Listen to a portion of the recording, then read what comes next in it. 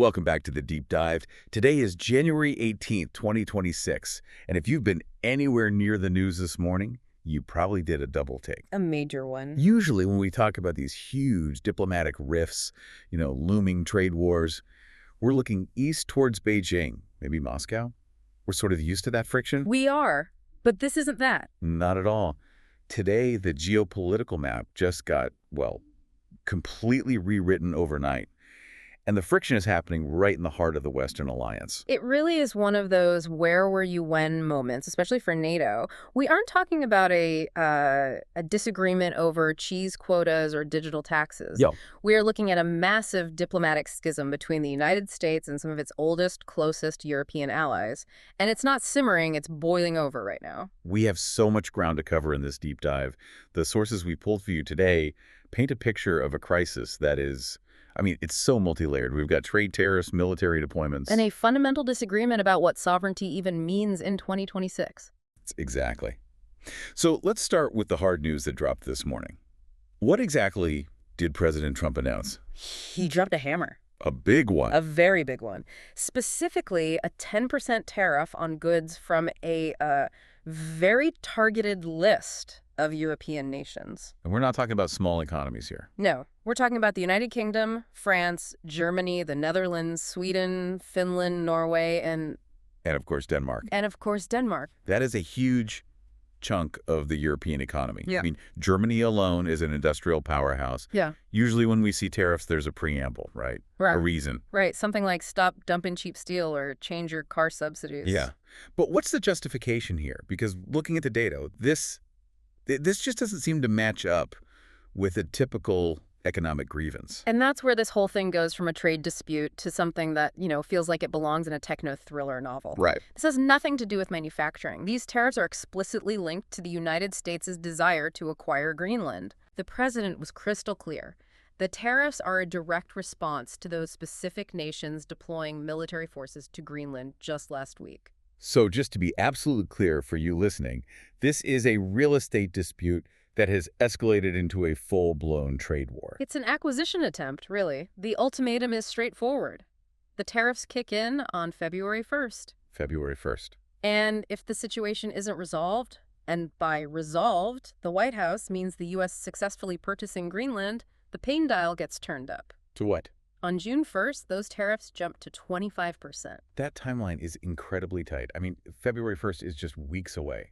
Businesses can't pivot that fast. They can't. Supply chains can't just be rerouted overnight, which is why the panic in European capitals is palpable today. It's not some vague threat for next year. No, this is an immediate economic shock. And the condition for lifting them until the U.S. is able to purchase Greenland is something these nations just fundamentally reject. You can't sell a people and a land that aren't yours to sell. I want to pause on that target list for a second. It's not just Denmark. Yeah. If you want to pressure Denmark, okay, I can see the twisted logic in tariffing Copenhagen. But why drag in the UK, France, Germany? Why pick a fight with London and Berlin over an island that belongs to the Danish kingdom? That's the key insight, isn't it? This is about leverage. By targeting the heavy hitters of Northern and Western Europe, the strategy seems to be to fracture the alliance to force a sale. So you're not just pressuring the owner? No, you're pressuring the owner's bankers and all of their friends. It's treating a sovereign territory like a distressed asset in a bankruptcy proceeding. It feels like if you have a dispute with a neighbor, so you start charging his friends a toll to walk down the street, hoping they'll pressure him to give in just to make their own lives easier. That's a surprisingly accurate analogy. You're putting the squeeze on the entire neighborhood, and the economic implications are severe. Kaja Kallas, the EU Foreign Affairs Chief, she had some strong words. She didn't mince them. She noted that these tariffs risk making both Europe and the United States poorer. So it's mutually assured economic destruction. In a way, yeah. Kallas argued that using economic weapons tools you usually reserve for, say, Iran or North Korea against your closest military partners, it just creates a paradox. How so? You undermine the shared prosperity that allows you to have a strong military alliance in the first place. You're essentially funding your defense by penalizing the people standing next to you in the trench. And the timing. She also pointed out the timing, didn't she? The world isn't exactly a peaceful place right now. She did. She mentioned the ongoing situation in Ukraine and called this distraction catastrophic.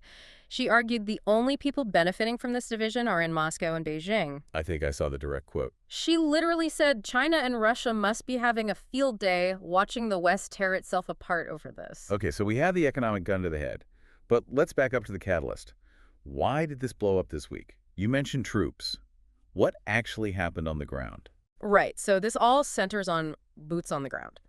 Last week, several of these European nations deployed what were described as small numbers of military forces to Greenland. Okay, but in the context of NATO, isn't that normal? Allies training together in strategic locations. We see headlines about joint exercises constantly. If you ask the Europeans, absolutely. Danish Foreign Minister Lars Løkke Rasmussen and EU Commission President Ursula von der Leyen both called it a pre-coordinated Danish exercise. And their stated goal? To strengthen Arctic security. Yeah. You know, standard operating procedure for securing NATO's northern flank, especially with melting ice, opening up new shipping lanes, and so on. But obviously, the White House did not see it as a friendly neighborhood watch meeting. Far from it. President Trump sees these deployments as a provocation, a direct challenge. He called it a very dangerous game that puts the planet at risk. So his argument is what? That they're playing with fire. Essentially, yes. That these countries are messing around in the Arctic and that only the U.S., under his direct leadership and, crucially, ownership, can handle the security situation there effectively. He sees European troops not as support, but as an obstruction. There was a quote, though, in the material from a White House official that, it sent a chill down my spine. Did you see the part about options? I did. The official said the U.S. military is always an option to acquire the land if the purchase fails. That's heavy. That moves this from hostile takeover in a corporate sense to hostile takeover in the most literal military sense. It changes the entire calculus. Yeah. When you combine imminent tariffs with even the suggestion of military action against a treaty ally, you are in completely uncharted waters. And we have to remember what this looks like right now on the ground. Exactly. We have reports from Nuuk, the capital. What's the scene like there? It's a standoff. You have Danish servicemen walking in front of the Joint Arctic Command Center. You have German soldiers arriving at the airport for this supposed exercise. And looming over all of it is this threat that the U.S. might decide to just intervene physically. It's almost ironic, isn't it? You have German and Danish troops on the ground, ostensibly there to defend NATO territory under the NATO Charter. Right. And the leading NATO power is telling them to get out or face economic and possibly military consequences. It's a complete strategic contradiction. The U.S. argues it needs sovereignty over Greenland to blunt Chinese and Russian influence. But by threatening its own allies to get it, it's creating the very division that adversaries exploit. It really raises the question, are we destroying the village in order to save it? So let's look at the European response. Usually when the U.S. applies this kind of pressure, you see some cracks. Some countries try to cut a side deal, to protect their own industries. Are we seeing that here? Not yet. The messaging has been incredibly unified. Ursula von der Leyen came out swinging. She said Europe is united, coordinated, and committed. And she warned about a downward spiral. A dangerous downward spiral, yes. It really seems like the demand to sell territory was a bridge too far for everyone. And what about the individual leaders? I saw a statement from Macron. French President Emmanuel Macron was very direct. He said, "No intimidation nor threat will influence us, neither in Greenland nor anywhere else." Intimidation. That's not a word you use for an ally. No, that's language you reserve for hostile states, or, as you said, for a bully. And Keir Starmer in the UK. He backed Macron up. He called applying tariffs on allies for pursuing collective security completely wrong. He kept trying to shift the frame back to self-determination, saying Greenland's future is a matter for Greenlanders and Danes. The Swedish Prime Minister went even further, didn't he? Ulf Kristersson. He used the B word. Blackmail. He explicitly said, "We will not let ourselves be blackmailed." And that feels like the core theme here. It's sovereignty versus sale. These leaders are staking their ground on the principle that you can't just buy a country. And you certainly can't bully your allies into handing it over. It forces us all to ask, what does alliance even mean in 2026? If you're willing to tank your allies' economies over a real estate deal, are you really allies? Or is it just a transactional relationship? Exactly, where friendship is contingent on the last deal you signed. I want to zoom in on the people most affected by all this. Because in these high-level geopolitical games with maps and tariffs, it's so easy to forget that Greenland isn't just a strategic piece on a board. people live there. Absolutely. And their reaction has been the loudest of all. It's important to remember Greenland has a high degree of self-government. This isn't just Denmark saying no. Greenlandic politicians have been saying no for years. Repeatedly. And the protests in Nuuk on January 17th, the descriptions were just incredible. The report said almost 1/3 of the city's population was there. A third of the city. Think about that scale. Imagine if a third of Washington, D.C. or London turned out for a single protest. It would be millions of people. In Nuuk, it just speaks to the intensity of the feeling there. This isn't abstract for them. This is their home. And the signs were not subtle. No. Yankee go home, and Greenland belongs to the Greenlandic people. There was that one really poignant image in the source material of a woman pulling her children on a sled past the U.S. consulate during the protests. Yeah, I saw that. It just highlights that this is where they raise their kids. It's not some military outpost to be traded or an asset to be flipped. There also seems to be this massive disconnect between the diplomatic channels and this public explosion. I read that the Danish foreign minister was actually in Washington just last week. He was, Lars Løkke Rasmussen. Yeah. He met with Vice President J.D. Vance and Secretary of State Marco Rubio. And by all accounts, Rasmussen thought it was a pretty standard constructive meeting. Just talking about security cooperation. Right, the usual Arctic stuff, radar, patrols, cooperation. So he leaves the meeting thinking, great, we're on the same page, flies home, and then Saturday morning, bam, tariffs. Total surprise. Rasmussen said the president's threat came out of nowhere. He called the wish to conquer Greenland totally unacceptable. It suggests either a massive breakdown in communication or a deliberate strategy. The deliberate strategy to keep allies off balance, lull them into a sense of normalcy, and then hit them with the shock doctrine. But here's what confuses me, and I think might confuse some listeners. Doesn't the U.S. already have access to Greenland?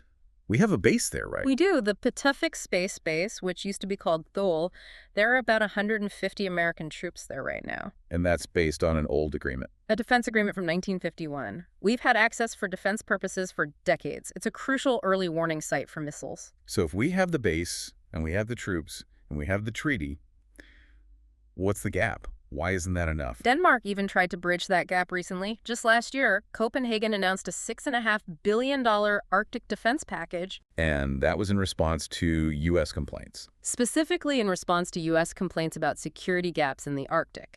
So Denmark says, we hear you, we're spending billions to fix it. And the response is, not good enough, we want the title deed. Precisely. It highlights that for this administration, access isn't enough. They want ownership.